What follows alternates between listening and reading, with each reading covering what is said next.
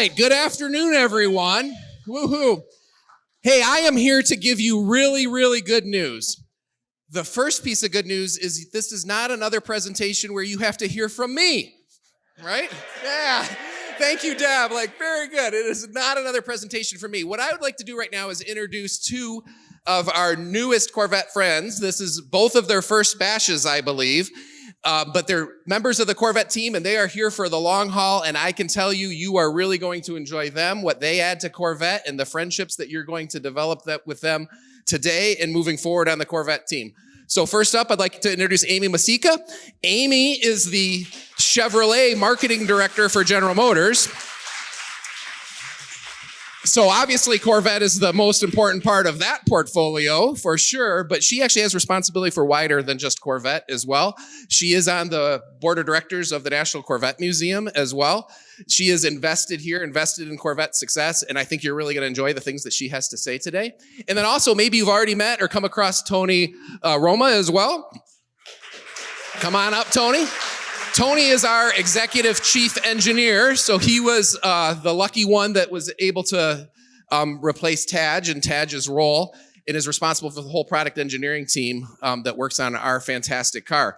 And I want to share with you just personally, they are fantastic partners for the plant. We have had the very good fortune that when we are on the Corvette team, it is the Corvette team. It is not, hey, I'm on the product engineering team, hey, I'm on the marketing team, hey, I'm trying to defend the interests of the plant. We are focused on you, the Corvette customer. We are focused on this fantastic car that everyone aspires to own, and many people in this room have achieved that aspiration and actually do own. And part of my favorite part of working with the Corvette team, and this is especially true with Tony, in fact, Tony and I were talking about it this morning, and Amy as well, is we don't have the vocabulary of I can't, right? We always figure out, hey, the customer wants this. What will it take to do it, right? And that's what we achieve, and we work at that every single day, and we work at that with Tony and with Amy, and that's how we get to these unthinkable machines like the ZR1. So, Amy, Tony, welcome to the bash, and have a great presentation. Thank you. Good job. Thank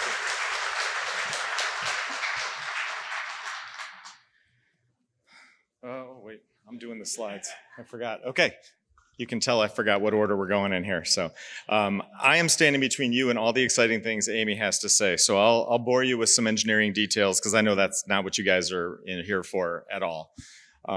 So I am, like Ray just said, I still feel like the new guy. It hasn't quite been a year yet. I just learned I got this job a little less than a year ago, and it was really a dream come true for me. I started my career working on Corvette back before certain Corvette team members were even born now. So I'm definitely not the young guy anymore, even though I still feel like it every day. But I get reminded that I'm not. But so I worked on C4 and C5 and C6, and then I moved over, and John Heinrich's in the back here. John and I went off and with a whole bunch of other people created what is now the V Series for Cadillac and did a bunch of really crazy things. And I took a stint, worked on the 5th gen ZL1 Camaro, and then became the chief engineer for CTS, which was a dream come true.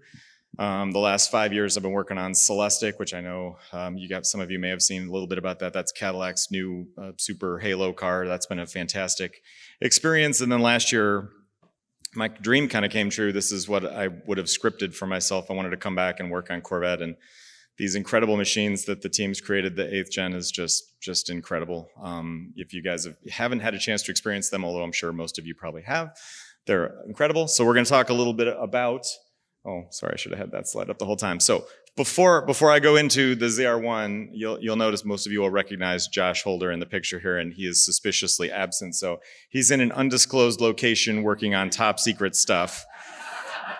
So this is him. He's sending his love from a distance. He really honestly wants to be here. We literally had the conversation just last week, I think, to divide and conquer. He's working on things we can't talk about today, but we will be talking about in the future. So Josh says hi from everybody.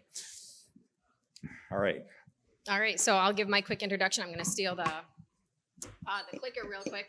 But, Ray, thanks for the great introduction. He actually stole a lot of what I was going to say, but I've been with General Motors for almost 12 years now. I worked on a few different product lines. I've worked across multiple different brands, but specifically I've been on Chevy for 3 years.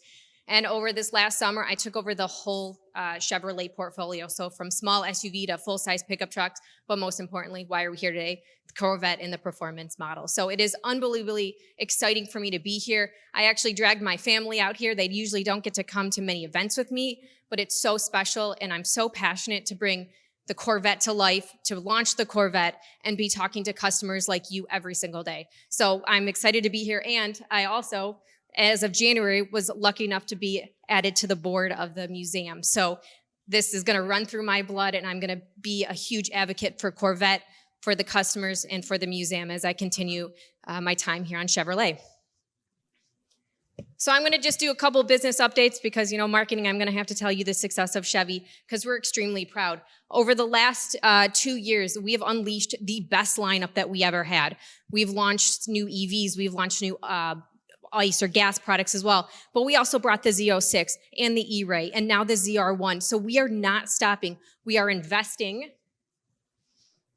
in both ICE and EV. Chevy has an important role to play for General Motors. We are the volume brand, so we're not gonna just stop. We're gonna make sure that we give our customers exactly what they want. We're gonna make sure that we are putting our best foot forward, and we're gonna have the right vehicles for you, whether it's a weekend getaway, whether it's a daily driver, whether it's a work vehicle. We're gonna make sure that we put our best foot forward. And because of that, we're the only brand that has grown 3 consecutive years. That's also 11 straight consecutive quarters of growth. That is so unbelievably important. And Corvette is a huge, huge part of our success story. The loyal customers, that is what I live for. That is what I work every day for, is to making sure that Chevy grows, but we're giving the customers, giving you guys our best products. And as I mentioned, Corvette, absolute halo for our brand. You start seeing some of the moments and some of the inspiration into the other vehicles in our lineup, but it puts Chevy on a different playing field. We can create the most unthinkable product because of our engineers and our design friends. And because of that dependability, that reliability, that design and that performance translates into the rest of our vehicles. So we have to make sure that we put our best foot forward with Corvette at every single day. And of course, Corvette, ultimate expression of performance. It's our halo. We've had 20 years of luxury segment or luxury sports segment leader. We're 47% market share. That's almost half the market. That's because of you guys. That's because you guys continue to come back and purchase our great vehicles each generation. We are up almost 10 percentage points year over year, generation over generation with loyalty, again, because of you, because we've talked to you, we've listened to you. We make sure that what we put in our products delivers and exceeds your expectations. And we've sold under 160,000 C8s. What a huge accomplishment. And we're still not done. And again, huge testament to engineering. We have to talk about the awards that we win, right? So this is our 26th year of Car and Driver 10 Best. That is absolutely amazing. We dominate in that area. We have the JD Power overall dependability. Again, thank you to Tony and the team and all the work that the engineering team does. We have the best resale value. We started winning it in 2020, 21, 22, 23, 24, 25. We're gonna continue to make sure that number keeps growing. And the one I don't have on here, and Ray was like, you can't forget to talk about it, Consumer Reports. We won that as well. 92% of people are likely to buy another Corvette because of how great the product is. So we are so unbelievably proud of what we've been able to accomplish. And because of that, one of the things I work on is marketing. From the influencers and TV spots and all the creative, we really want to make sure that the Corvette name gets out there. Again, for a halo for Chevy, but so everyone is aware of the great products that we have. So we're up in familiarity, brand health, opinion, consideration. This is good. The image that the Corvette brand represents is strong, and it's going to continue to be strong. We want to make sure for our loyal customers, as well as for the new people interested, it is important for me for the next generation as well. My 3-year-old daughter, Morgan, over there, she can point out a Corvette when it drives by. She asked me one for every day if she can have one, but, maybe in her future. But again, it's really important to make sure that we get everyone as passionate and excited about it as you are here in the room today. And we'll talk about this later, but you know, the ZR1 news keeps coming. We are so proud of our top speed, our 0 to 60, our quarter mile. You know, Tony and the team, they went out to the 5 tracks and we dominated. We're gonna keep pushing the limits and seeing how far that we can take this. So with that, Tony, I'm gonna pass it over to you, and then I'll come back on some more information. But thank you again for having me. I look forward to chatting with you guys for the rest of the day and throughout the weekend.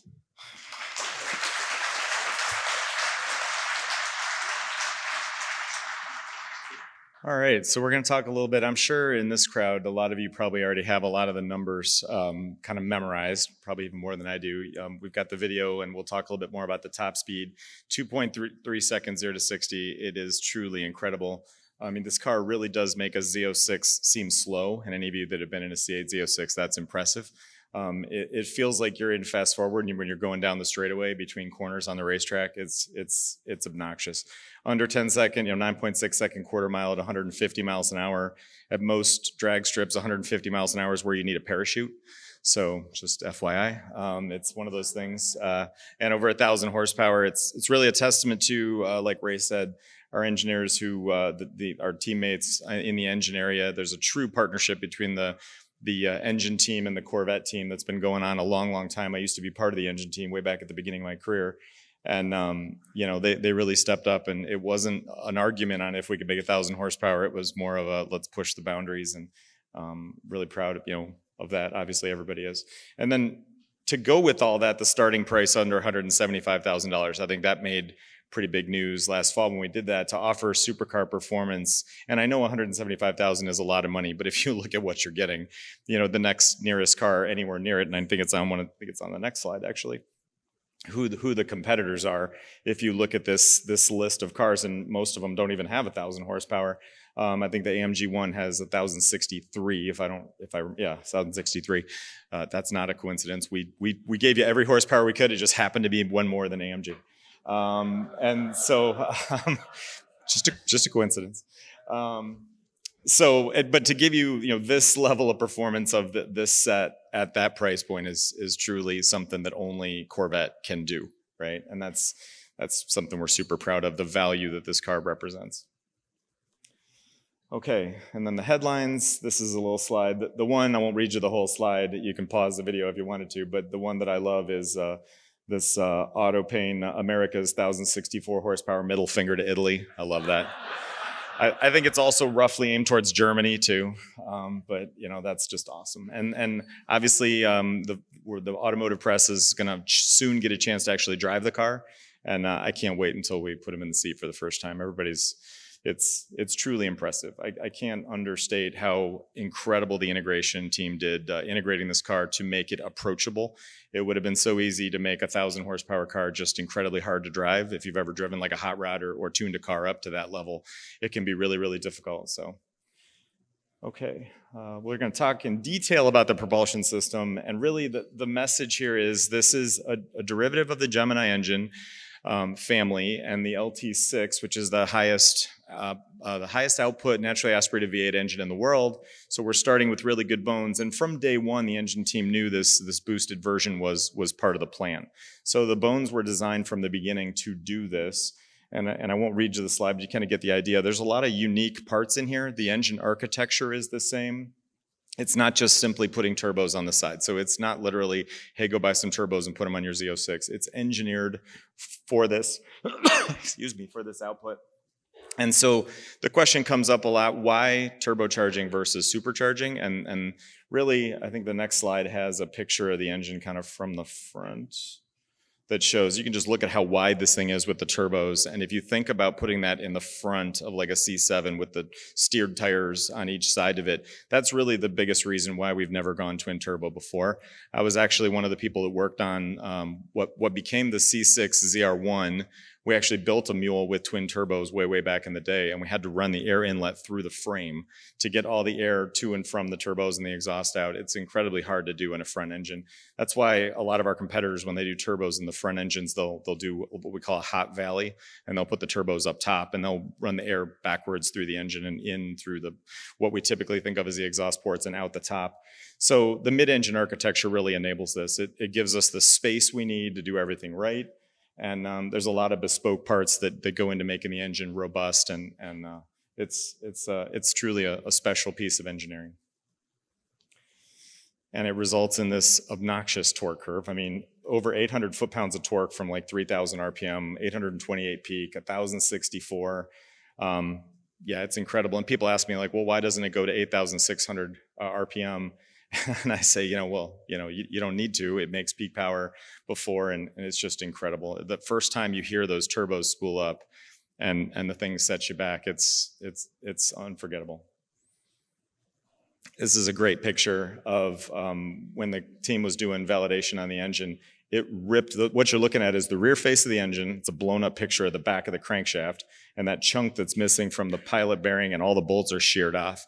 It ripped itself off the dyno, this was one of our certification engines. So I love the little tidbits like this. I know we had to upgrade the dynos during the course of doing the engine development. It broke the dynos, so after we upgraded the dynos, then it tried to free itself from the engine cell. It's some of the problems of validating a 1,000 horsepower engine. So specific on the turbos, and the turbos are the biggest turbos ever fitted to a production car.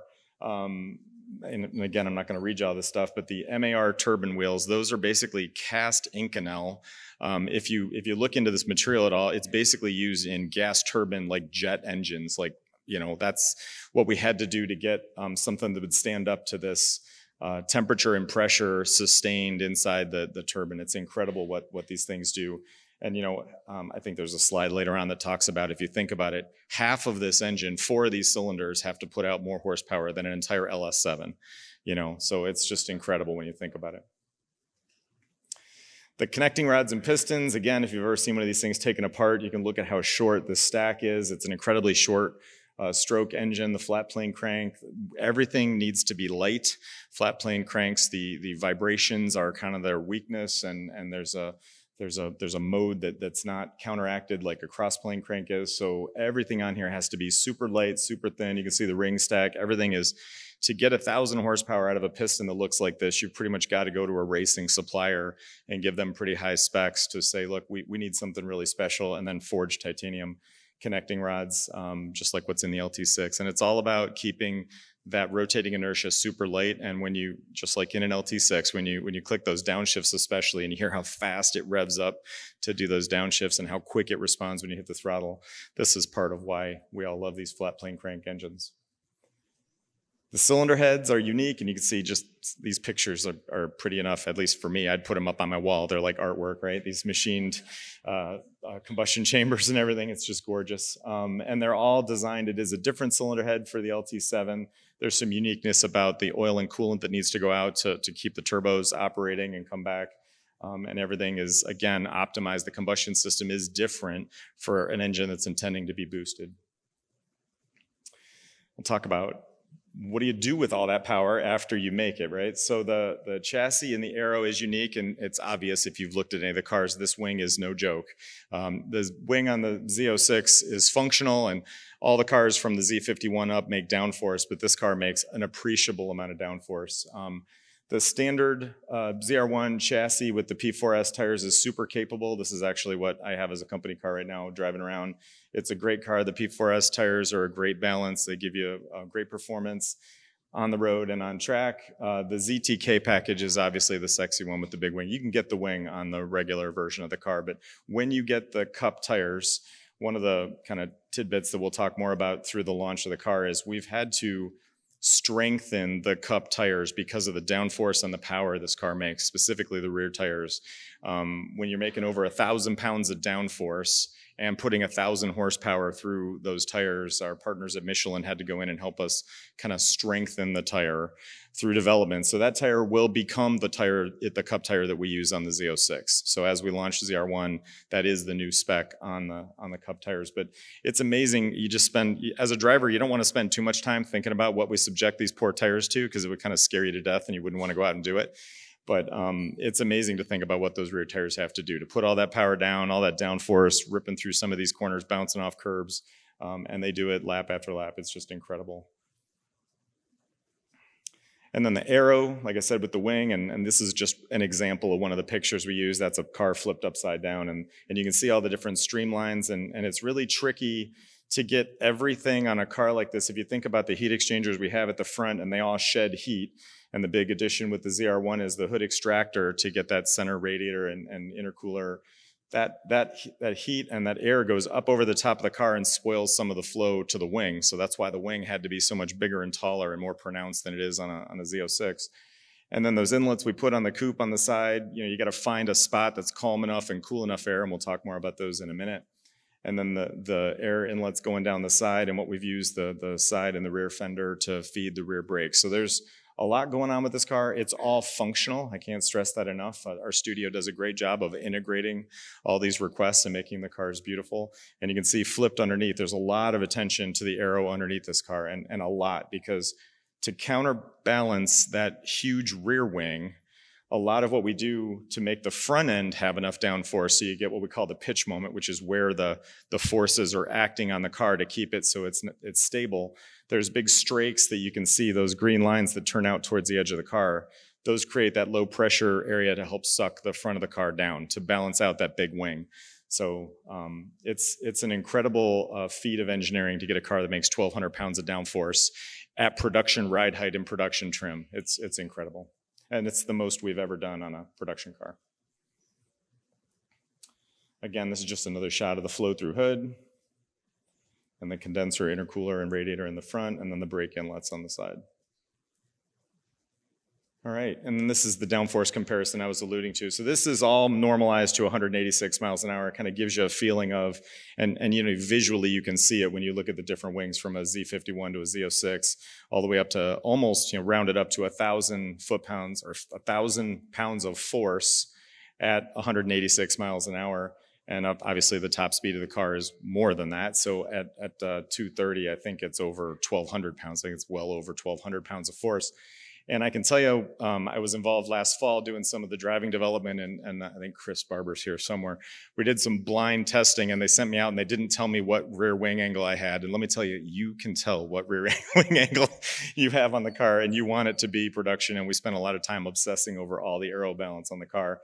And it's just incredible because, like most people aren't used to driving a car that has an appreciable amount of aerodynamics, because the faster you go, you can do things that kind of break your brain. Like it sticks to the corners better the faster you go, like a race car does. And this car makes enough downforce that that's the way you drive it. You turn into those high-speed corners in a way that your brain says, it won't do that. But you just got to convince yourself, no, it'll do it. It's amazing. These are some faster facts the team's put together. We use these at our all-people meeting a little while ago, and I won't read you the whole thing. I'll just pick out a couple of the ones that I thought were interesting. The first time the team went to the Nürburgring, all 4 of the drivers went over 200 miles per hour on the Nürburgring, like on the actual track, not on the Autobahn, in the first time. And I think we were hitting 208 or 209 last fall when we were there. And then you don't even lift. It's not a sharp turn, but at 209, any turn becomes an appreciable turn. So there's a turn called Tiergarten, if you're familiar with the Nürburgring from like videos or video games. When you go under that bridge, under the front straightaway, there's this left-hand turn that you take flat, and you turn in at like 208 or 209 miles an hour. And again, right, you got to convince your brain like, no, it'll do it, I promise, and just turn in. It's the most incredible thing. And then I think it might be on the next slide. Well, the 2/3 the temperature of the shuttle on re-entry is what's going on inside that turbine wheel I mentioned, inside the turbo. It's hot enough that it would melt anything that wasn't, and if you know anything about material science, there's Inconel steel, which is a high nickel alloy of steel, and then there's this super high MAR alloy of Inconel steel, and so mere mortal regular steel would literally just melt and be gone. It wouldn't stand up to this. It's incredible stuff. And then the exhaust produces 37 pounds of thrust. It would push the car across the parking lot at 37 pounds. I love that part. And then, like Amy mentioned earlier, we went on this road tour. I called it the Hurt Feelings Tour. That was my term for it, where the team, we had 4 different drivers go out to, 4 different tracks, 5 different configurations. Aaron ran both configurations of VIR, and we were able to best any lap time we found from any of our competitors, and with ease. Some of these weren't just beating, it's setting truly a new benchmark.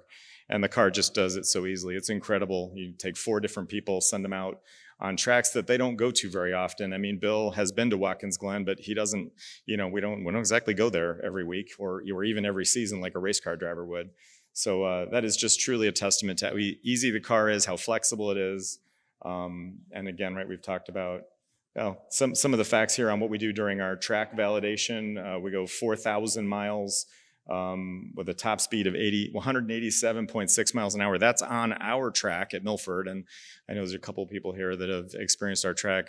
Our straightaway isn't really straight anymore at that speed. We call it our front straightaway, but you have to apex the straightaway, and it's incredible. I think the first Corvette that I drove out there was probably a C5, and we were probably hitting about 148 maybe. So to think you're going 40 miles an hour faster than a C5 Z06. Yeah, and it's incredible. So just like every other car, you've probably heard us talk about our validation test, our 24-hour test. It's not just a 24-hour run like you would do like when you watch the 24 Hours of Daytona. It's a test where we start the clock when the car goes out, stop it when it comes in, we put it up on the hoist, we inspect everything. We're really making sure that if you're the type of person that takes your car to the track, this would simulate probably a couple of years worth of track days for somebody who's really serious and really into it. So we want to make sure that the car is going to do what we say it's going to do and do it with some longevity and durability. And so we literally write up issues if we find things that wear out or break. So it's something that we do that I really don't know of any other manufacturer that takes this that seriously. So when people ask me like, hey, are you going to honor my warranty if I take my car to the track? It's like, yep.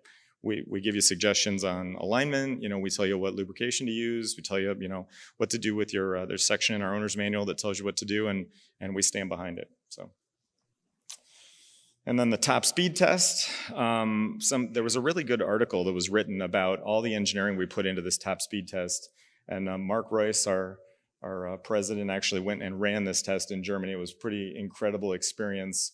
And so what the analysis that we did was not just how fast will the car go, it's how do we get the most out of the car on this track on this day to really just maximize. Because really when you're going that fast, it's hard to find a place to do that. I mean, you're covering an incredible amount of ground. So we went to this track in Germany called Papenburg.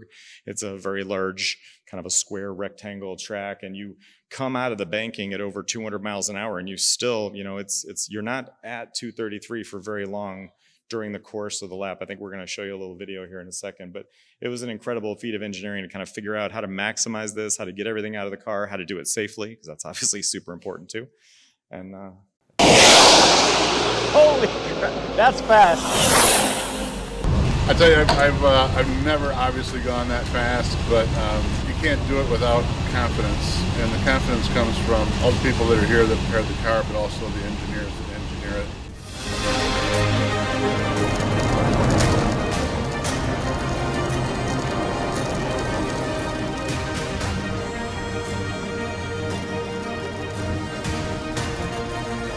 The conditions were absolutely fabulous. 233 average, I think that's great. It's about 2 miles an hour faster than we did yesterday, so really proud of the team.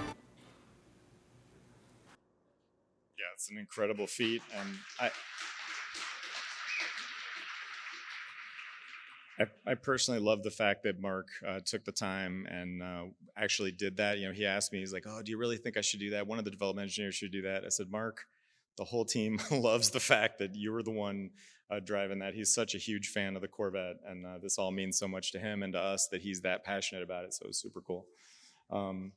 So these are the things that we did the analysis on, because things you may not think about. The ride height has an effect. If the car's bouncing over the road, it's a little higher off the ground. That affects the drag coefficient.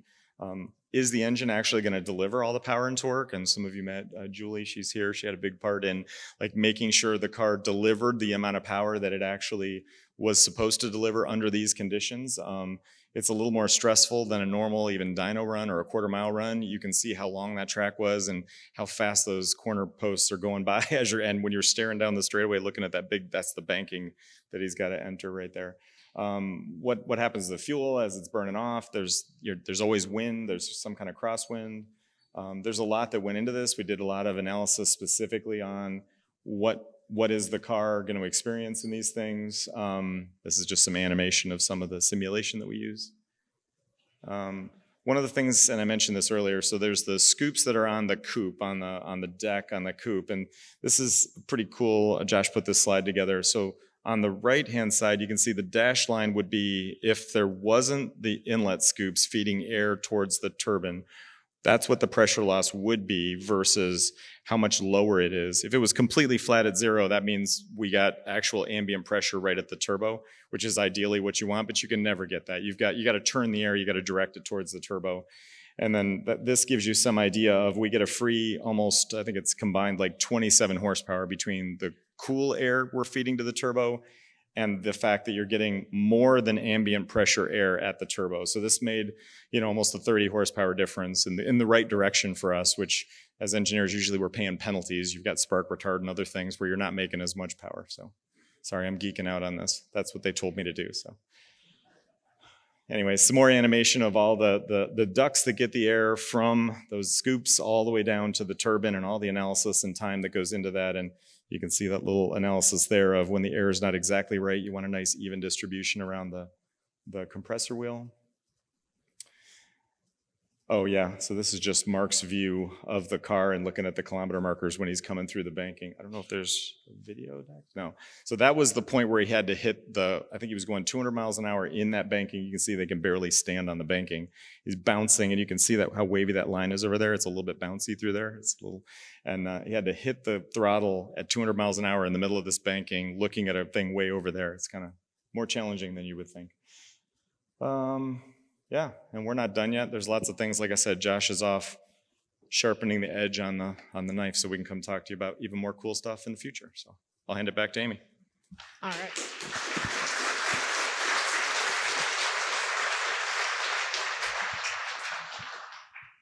So we're just going to share a little bit of new news with you. Probably not what you guys are expecting, but for now, let's see. There's more to come. So we've talked quite a bit about this. Stay tuned over the next couple months as we will have more to share with you. But right now, the one sneak peek that I can give you that the team is allowing me to chat through is we have some new colors for 2026. So Roswell green metallic, and there will be frogs back there for you guys as well to look at, and blade silver metallic. So some really cool new colors. We really try to make sure that we bring in new exterior colors, new interior colors, new features as we go. So again, Josh is up doing some, top secret testing. So Tony and I are here representing the team, but I'm unbelievably thankful for the great Corvette team and actually Corvette family that I'm now a part of. On day one, I was slightly nervous to, some big shoes to fill up on Corvette, but everyone opened their arms wide, and it's been absolutely fantastic. This team works day and night to make sure, again, that we're delivering the right products, the unthinkable. And as we've launched C8, obviously, it's just been tremendous, and we just keep coming out with new stuff better and better, and we're going to continue to do that. So with that, we're going to open up to Q&A, but Tony and I are going to let some of our other Corvette family join to answer the conversation, answer the questions, and make sure that we're having good conversation. So with that, they will have microphones around, but we're going to bring some people up, and as we are, we'll do a quick introduction of who's joining us on stage. And again, thank you for our very first bash. It's been a memorable experience. So let everyone do a quick introduction, and we'll keep on rolling. Okay, Trevor Hall. I'm the program engineering manager for Corvette. Hey, good afternoon, everyone. My name is Austin Fisher, and I'm the new product marketing manager for Corvette. My name is Lane Rezick. I'm the brand quality manager for Corvette. I brought them up so they can answer all the hard questions. So, question for you. You've announced the new colors. What colors are going away? Can you announce that? Okay, so it's Rapid Blue and Seawolf Gray. I told her both of those would get a groan. People like those. We continue to refresh the colors every year, and we'll continue to bring back opportunities in the future. So.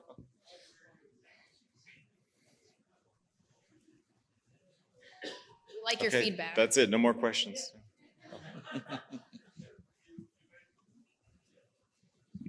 You mentioned the horsepower increase with the cool air coming in through the top.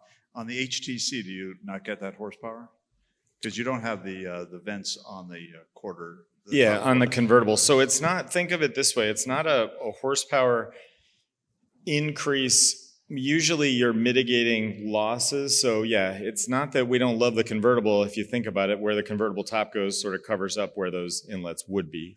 So it's just not possible to do the same thing on a convertible. So at 200 plus miles per hour, you would be a little bit less on a convertible. So yeah, that's just unavoidable. So.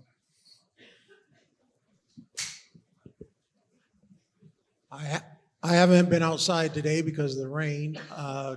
Will we have an opportunity to see the interior of the 26 this weekend? I'm going to let Amy talk about it. When we're ready to share news on additional 26 updates, we will let you guys first to know. We know a lot of the blogging community here usually catches stuff before we're ready to announce as well. But you know, we'll at this time, we're here to talk about the colors and the ZR1. Oh. Are you going to publish Nürburgring times for the ZR1? That's a great question. So we do have more development going on yet this year. So if we have something worthy of talking about, we will talk about it. It's more involved than you would think to actually get a certified time, and it costs us a lot of money. And the Nürburgring got smart a couple years ago, and they charge you for the privilege of talking about it and all that. So we know everybody wants to know. I can tell you the cars are super fast, but right now we don't have anything to talk about. So. Question ZR1 production and allocation. Yes, we will produce them, and there will be allocation. The 2025 model year will be a limited run, and the team is working their hardest to get them rolling. So we're getting close.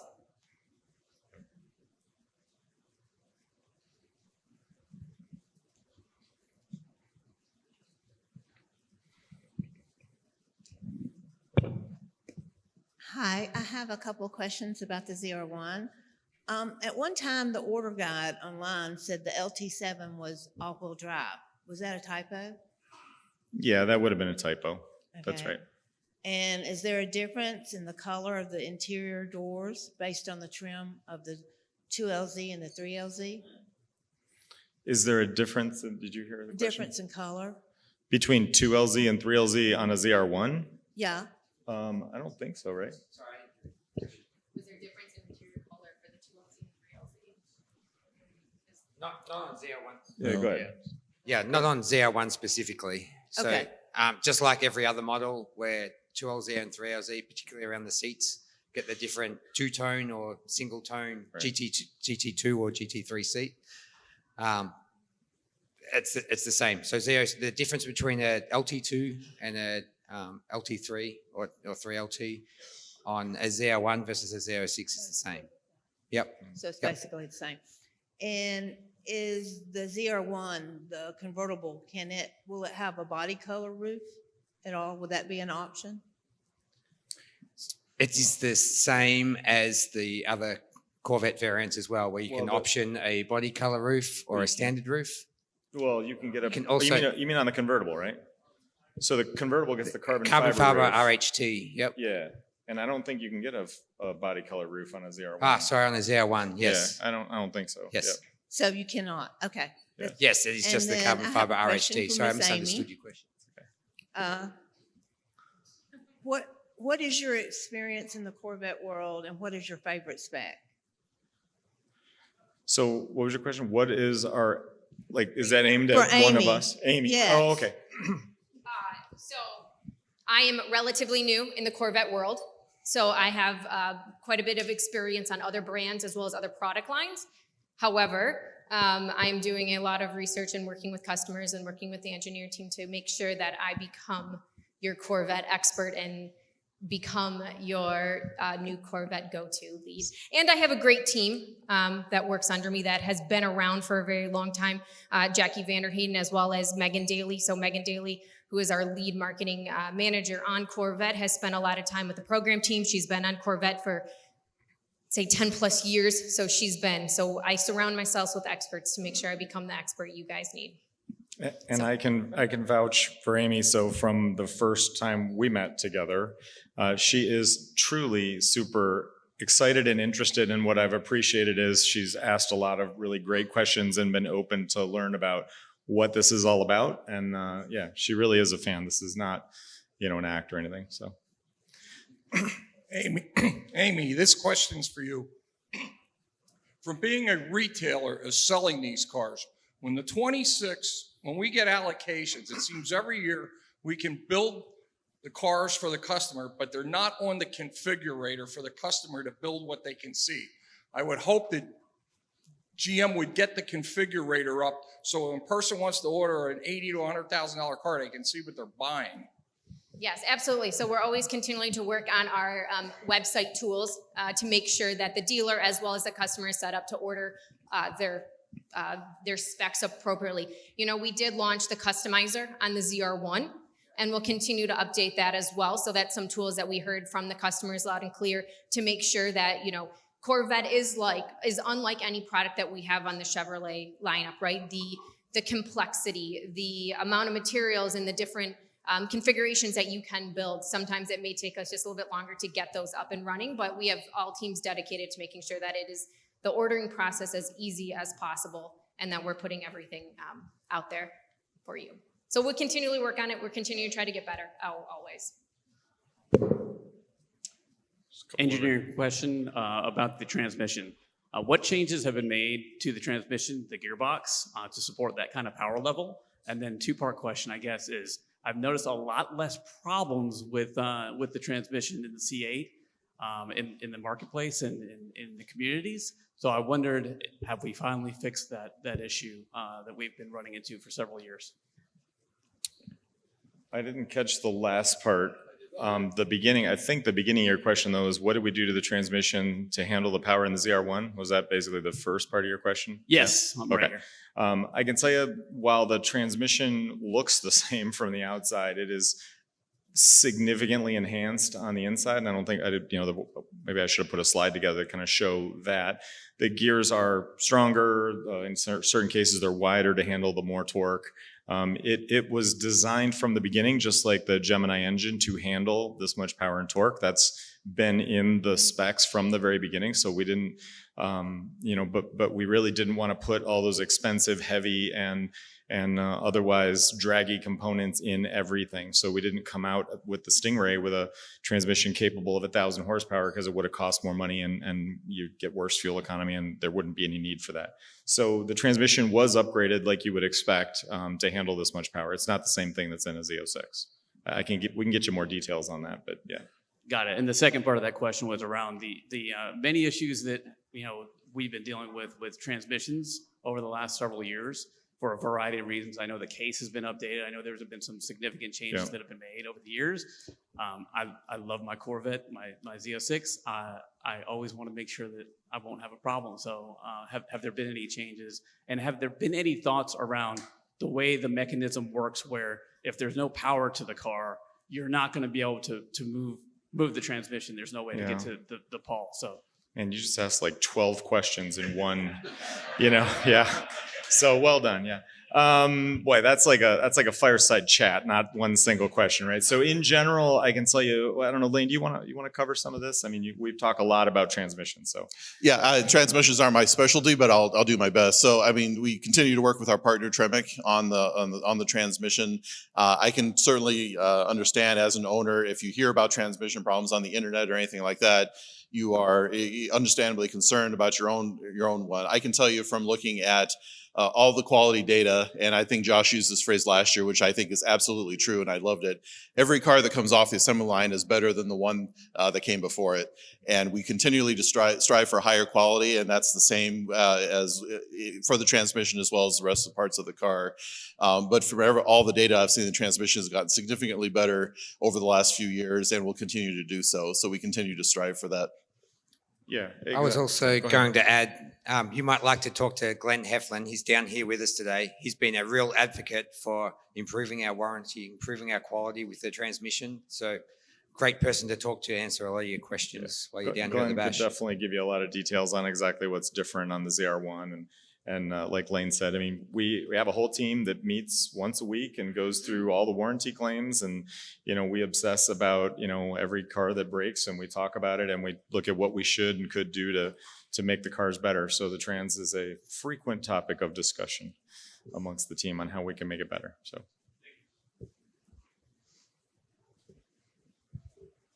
One over here. Oh, sorry, over here. Yeah, go ahead. It was a nice 3-year wait for me to get my 70th Z06. Fabulous car. So my question is, do you think you're going to build the ZR1 long enough to saturate the demand so that those of us that want to buy one, we have enough model years here that we're going to get one? Yeah, I can tell you, well, as somebody who owns GM stock, I hope we have so much demand that we can't possibly, meet that. But at the same time, I can tell you we are actively launching the car right now across the street of the plant. We're in the ramp up phase where we're starting to build them and get ready to build them at a higher rate. What I tell people that talk to me is don't pay over sticker. I hate the fact that dealers are out gouging people, because we are going to try to make as many as we can. Our plan is to make enough that you can get one. I think we've hit that point on Z06 now, where if you want one, you can pretty much get one. And I expect we will get to the same point on ZR1. That's my answer. I don't know. Nothing to add. That was a great answer. So I was going to say, as the token non-American here, but I'm not, because I heard the non-American voice up there, which is great to hear. So where are you going to sell the Z, or as I would say, Z01 outside of the US, or are you just going to keep it for these guys? Because some of you are objecting to the fact that we get other C8s and taking up the production. We'll talk to the counterparts that we have out in Europe that you already talked to quite a bit. So we'll stay close to you, Mike, on what the rollout is. For now, it's only for this lot right here. Yes. The ones that call it ZR1, like we intend. Except for my Canadian brothers, sorry. Thank you. My question has to do with the carbon fiber constraints. Yes. What are you doing to eliminate the carbon fiber constraints that we've experienced for C7 and C8? Well, I'll first start with the ZR1 wing constraint that went out there. So when we first launched put the first ordering out for the ZR1, we did have a 0% constraint on the wing. Prematurely probably put that out there. So we held all the ordering. We made sure we worked really closely with the engineering team, the supply chain. We heard what the customer said. We heard what the dealers were saying. And we held ordering for a couple weeks to make sure that we could go out with no constraint. So we are we're turning on every lever that we can to make sure that we're giving customers what they want on carbon fiber from the wing on the ZR1 right now. Tony can talk a little bit more about carbon fiber in general, but we try our best to eliminate or reduce constraints as much as possible. And I think it is a testament to what the team was able to do to make sure that we free flowed the wing for the ZR1 for this first batch of orders. Yeah, and carbon constraints are sort of the bane of our existence. I've joked with the team. These guys can tell you someday I want to sit in a meeting where we don't talk about how we can make more carbon fiber parts, because we talk about it a lot. And I was literally on a call this morning at 6 a.m. talking about some of the new suppliers we're bringing on board. So we're expanding our network of suppliers that we deal with. We're kind of bringing in new folks. In some cases, we're dual tooling, where we're bringing a whole second supplier online because the current one we have just can't keep up. I can tell you, we don't like this any more than you do. We wish we could make the parts you need. It's a little tricky because we don't tool enough, and by tools I mean, and hopefully you guys understand, when we talk these carbon parts, they're handmade. A person literally, a robot cuts out the shapes, and then a person has to place them in the mold and roll them out and laminate, we call this whole thing, and then it goes through this autoclave, and it's a very labor-intensive process. And most of the time when we have shortages, that labor is the problem. We can't find enough trained, qualified people, our suppliers can't, to make these parts fast enough. So we've had to literally, in some cases, we're buying more tools. Normally, like if it's a stamped part or something, we just buy another tool and have two machines banging out parts. You can't do that if the problem is labor. You can't buy them more tools. You can't get another autoclave if you don't have enough skilled people. And that's been I'd say our single biggest constraint is the labor. So what you got to do is literally find a whole nother group to make it. And that's what we're doing in a lot of cases, where we're going out and finding people to make us more parts. So we find it just as frustrating as you do. And I promise you, we are working hard to get this. So one of these events, we won't have to talk about carbon fiber constraints. I promise. And it's not just a Corvette, it's a automotive issue. So continue to get innovative and creative, and that's what the Corvette team does best. Okay, really easy question.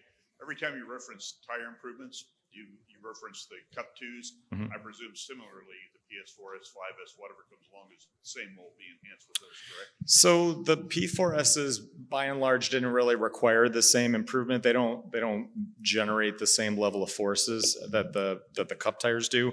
I know my partners from Michelin are here. There's some of them around you can find, and they could maybe tell you some more details. But from my knowledge, the P4S is really not changed to the level that the Cup tire is, that it's worth mentioning. The Cup tire got a significant change and an enhancement that if you're driving a Z06, you wouldn't really need, but it makes the tire a little bit more robust.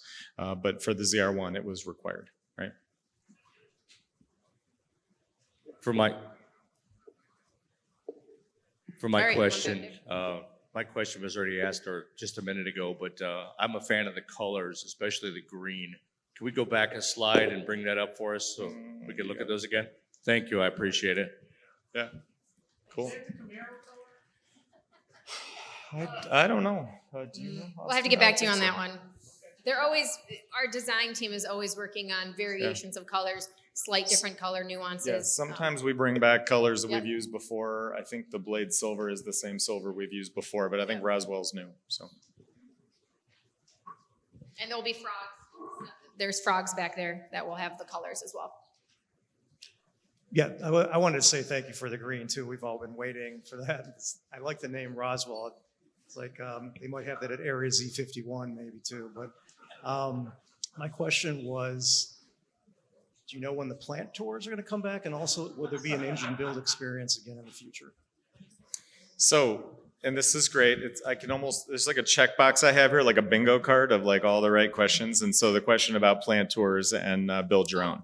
And so I can tell you, we are looking at bringing those back. It's tricky with the plant tours because some of that stuff that Josh is off in that undisclosed location working on, we have to pre-build at the plant. So sometimes we need to not let you in. But the build your own engine experience, I personally think is fantastic. And I know we hear you. We want to bring that back too. So we don't have an announcement today. I'm not, don't take this as a we're doing it, but we want to do it. We hear you. So our customer experience is unbelievably important to us. So I'll just say, Trevor, I'm just going to say another small news, but if you do buy a ZR1, you do get, we're going to cover the charge for the Spring Mountain racing experience too. So that will be a really big news for us. Usually you get a discount on it with the other models, but we will cover it in the ZR1. But again, we are continually trying to provide this community unique exclusive experiences. So yes, we hear you loud and clear in the build build your own engine, as well as the plant tours. We were there yesterday for a couple hours, kind of doing deep dive of how we can bring it back quickly and whatnot. So more to come, but we look forward to doing more. I want to make a comment on the dealers. You said you hope they didn't increase over MSRP. There's not a dealer in the United States that is not going to charge over MSRP. Yeah, that's not true. That's not true. Okay, well, they have their add-ons, which is minimal, $5,000 or $6,000 for. So there are dealers selling this car at MSRP. Yeah, I've got friends I can point you to that work at dealers. So yeah, it is Okay. not standard. And yeah, I was going to say there are right folks behind out you. there selling at MSRP. Yeah, I'll take one if you do. We work Seriously really will. closely with And our the dealers. other thing is, I heard that if you buy a ZR1, there's a restriction for 1 year. If that's not accurate, again, that you can't sell that car within 1 year. Is that truthful? Yes. That- Well, you void your warranty. Yeah, you can sell it, but it voids the void the warranty for the new owner. So that's So it voids the warranty, and can you rebuy another product from General Motors if you resell that? I heard that if you do sell that within 1 year, you cannot order another vehicle like that. There's some. Let me get back to you on that one. I haven't on heard those that rules. last Okay, part. Yeah. so you can sell it, you just void the warranty. You void. Yep. If you Okay. sell it within 1 year, you void the warranty. Okay, thank and you. we do that as an effort to discourage people from flipping the cars, Yes. right? I mean, that's why we're not trying to punish you, but we're trying to make it so that people aren't buying them and flipping them and trying to, I mean, These are special cars Yeah. that people, desire to have, and we want to make sure, to Tony's point, that they're not flipping for a profit, and that's some of the rules and regulations that we put in place to avoid that. So.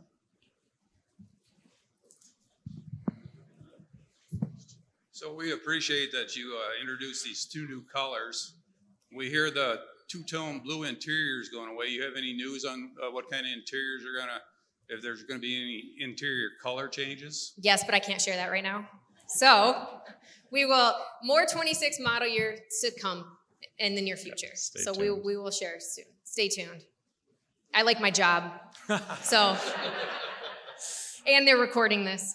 So I will. Right. Yeah, right. All right. Well, again, any last questions? If not, again, we're around. We brought a great lineup out here to share. We have a lot of great expertise and engineers here as well. So again, appreciate the time, and thank you very much, and thanks for welcoming us into the Corvette community.